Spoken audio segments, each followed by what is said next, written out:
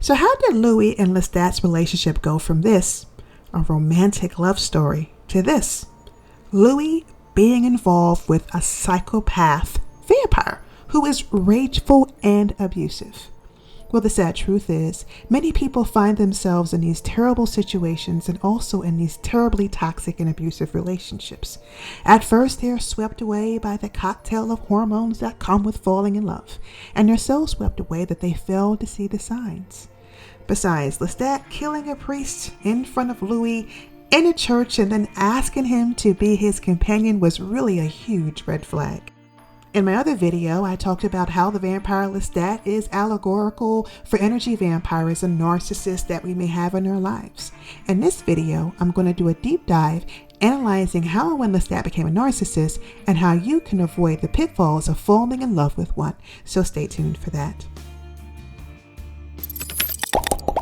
Lestat, in one of his tirades, talks about how he was blatantly abused by his father.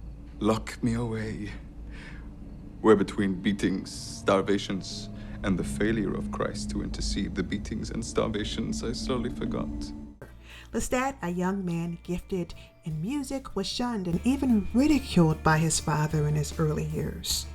In the interview with the Vampire series, Lestat speaks of how his father abused him, discouraging him from exploring his love of music and his wanderlust for travel and adventure. Lestat also confesses that he was heading to the church to be a clergy member when he was sidetracked by the infamous vampire known as Magnus. His name was Magnus. He took me from my room in Paris as I kicked and screamed.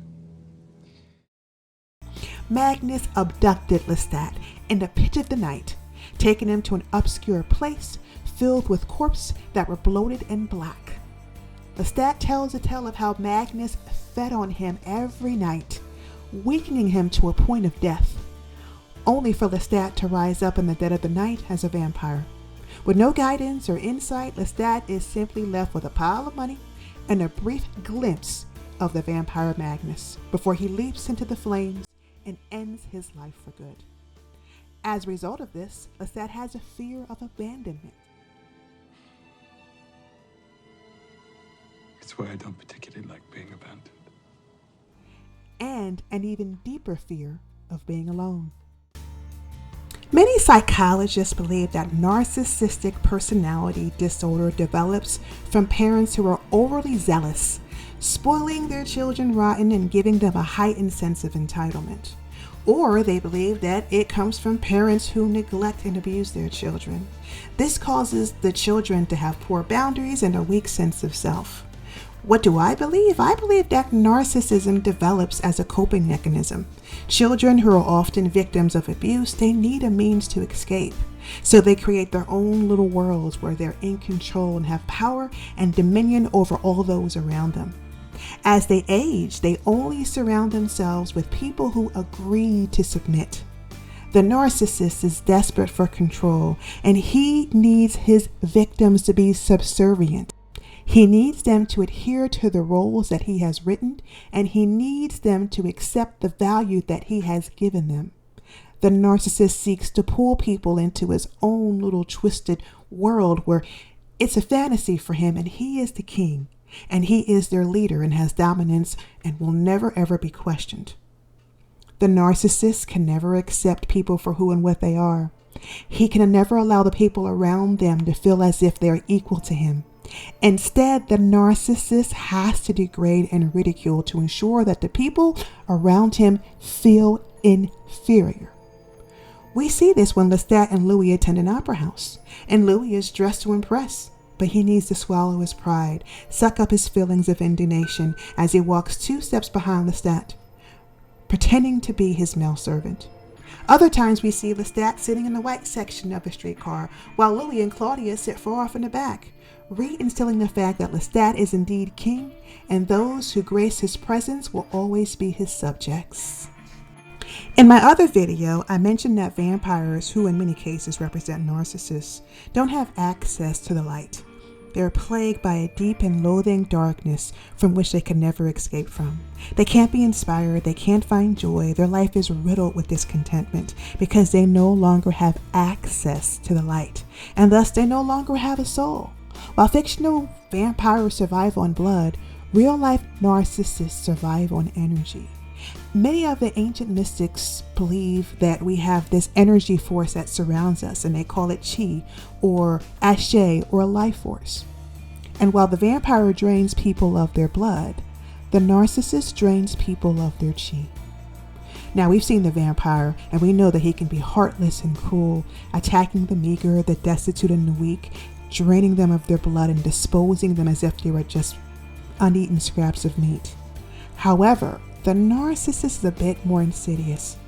They drain people slowly over time, using manipulation techniques to keep their victims ensnarled in their trap. And since narcissists, much like the fictional vampire, is cut off from light and love, they develop a sick addiction to draining people of their energy. As a relationship progresses, the narcissist victims grow weaker, and the narcissist becomes more diabolical in nature. The narcissist develops a sick sense of pleasure by emotionally abusing, degrading, and physically harming their victims. So much so that they can't survive without engaging in these toxic behaviors. Lovers, relatives, and friends degrade into slaves, where their sole job is to provide supply to their narcissistic host.